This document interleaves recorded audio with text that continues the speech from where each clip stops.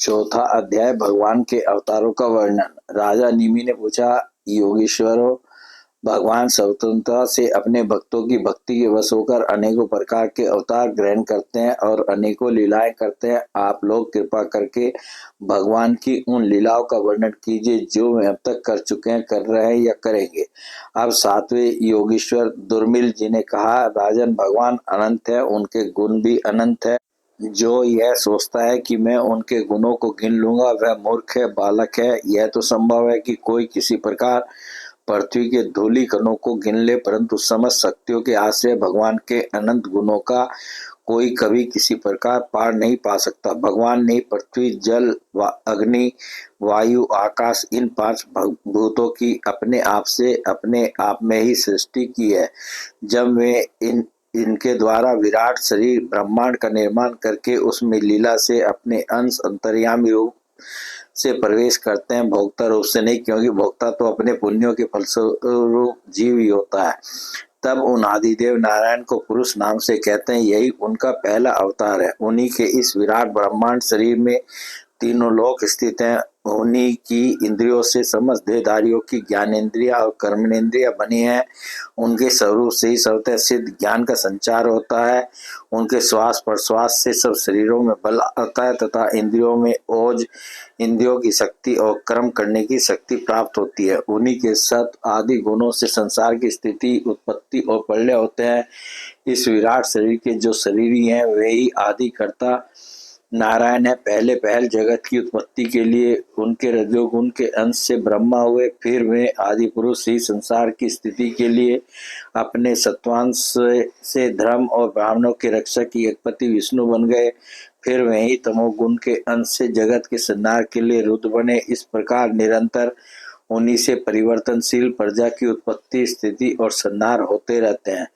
दक्ष प्रजापति की एक कन्या का नाम था मूर्ति। वह धर्म की पत्नी थी। उसके गर्भ से भगवान ने ऋषि श्रेष्ठ शांतात्मा नर और नारायण के रूप में अवतार लिया। उन्होंने आत्म तत्व का साक्षात कराने वाले उस भगवत आराधन रूप कर्म का उपदेश किया जो वास्तव में कर्म बंधन से छुड़ाने वाला और निष्कर्म्य स्थिति को प्राप्त कराने वाला है। उन्होंने स्वयं भी वैसे ही कर्म का अनुष्ठान किया। बड़े बड़े ऋषि मुनि उनके चरण कमलों की सेवा करते रहते हैं। वे आज भी बद्रिकाश्रम में उसी कर्म का आचरण करते हुए विराजमान है।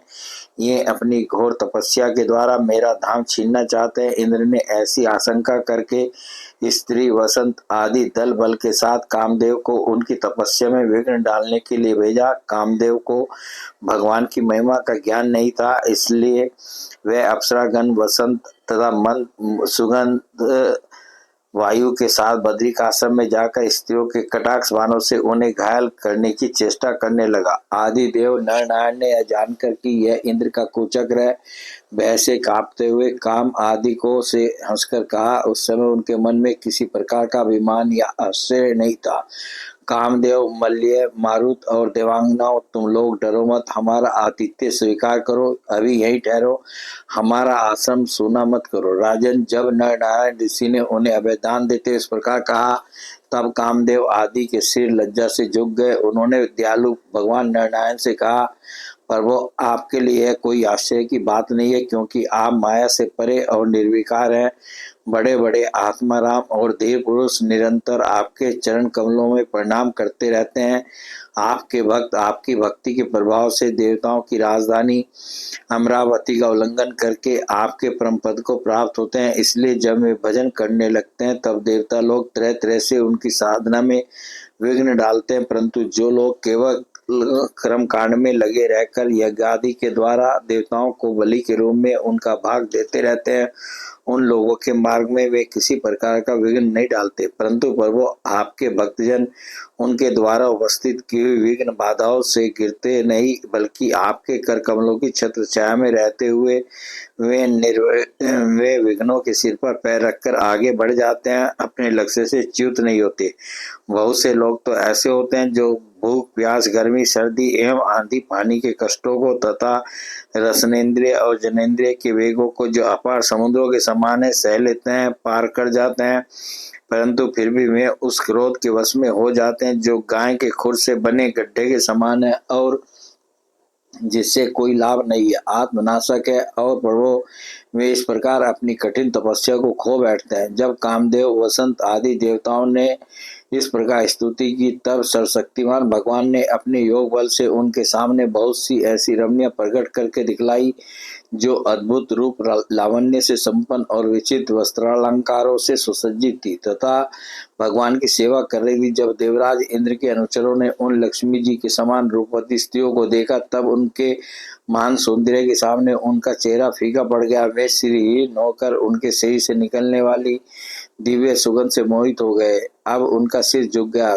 देव देवेश भगवान नारायण हंसते हुए से उनसे बोले, तुम लोग इनमें से किसी एक स्त्री को जो तुम्हारे अनुरूप हो ग्रहण कर लो, वह तुम्हारे सर्वलोक की शोभा बढ़ाने वाली होगी। देवराज इंद्र के अनुचरों ने जो आज्ञा कहकर भगवान के आदेश को स्वीकार किया तथा उन्हें नमस्कार किया। फिर उनके द्वारा बनाई हुई स्त्रियों में से श्रेष्ठ अप्सरा उर्वशी को आगे करके वे स्वर्गलोक में गए। वहां पहुंचकर उन्होंने इंद्र को नमस्कार किया तथा बड़ी सभा में देवताओं के सामने भगवान नर नारायण के बल और प्रभाव का वर्णन किया। उसे सुनकर देवराज इंद्र अत्यंत भयभीत और चकित हो गए। भगवान विष्णु ने अपने स्वरूप में एक रस स्थित रहते हुए भी संपूर्ण जगत के कल्याण के लिए बहुत से कलावतार ग्रहण किए हैं। विदेराज, हंस, दत्तात्रेय, सनक, सनंदन, सनातन, सनत कुमार और हमारे पिता ऋषभ के रूप में अवतीर्ण होकर उन्होंने आत्म साक्षात्कार के साधनों का उपदेश किया है। उन्होंने ही है ग्रीव अवतार लेकर मधु कैटव नामक असुरों का संहार करके उन लोगों के द्वारा चुराए हुए वेदों का उद्धार किया। प्रलय के समय मत्स्यावतार लेकर उन्होंने भावी मनु, सत्यवर्त, पृथ्वी और औषधियों की, धान्य आदि की रक्षा की। और वारा अवतार ग्रहण करके पृथ्वी का रसातल से उद्धार करते समय हिरण्याक्ष का संहार किया।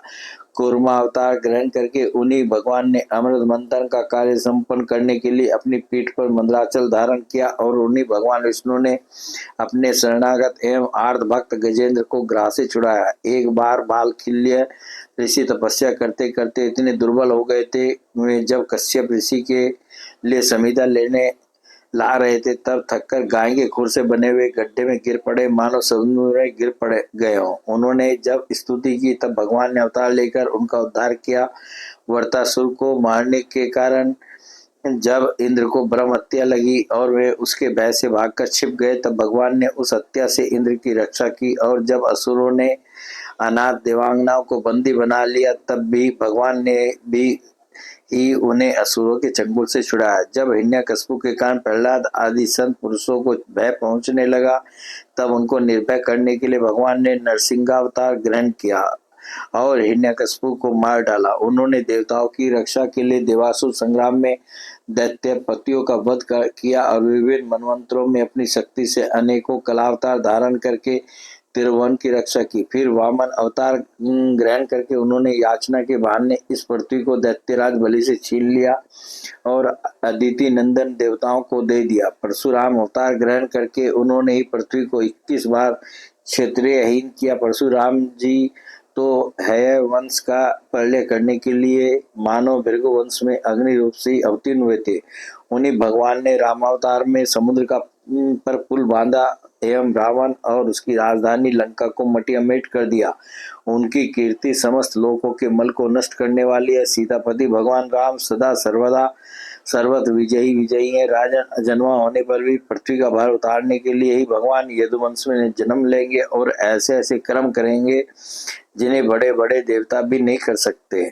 फिर आगे चलकर भगवान ही बुद्ध के रूप में प्रकट होंगे और यज्ञ अनाधिकारियों को यज्ञ करते देख अनेक प्रकार के तर्क वितर्कों से मोहित कर लेंगे और कलयुग के अंत में कल्कि अवतार लेकर में ही शूद्र राजाओं का वध करेंगे। महाबाहु विदेहराज भगवान की कीर्ति अनंत है। महात्माओं ने जगतपति भगवान के ऐसे ऐसे अनेकों जन्म और कर्मों का प्रचुरता से गायन भी किया है। बोले भगवान श्री कृष्ण की जय।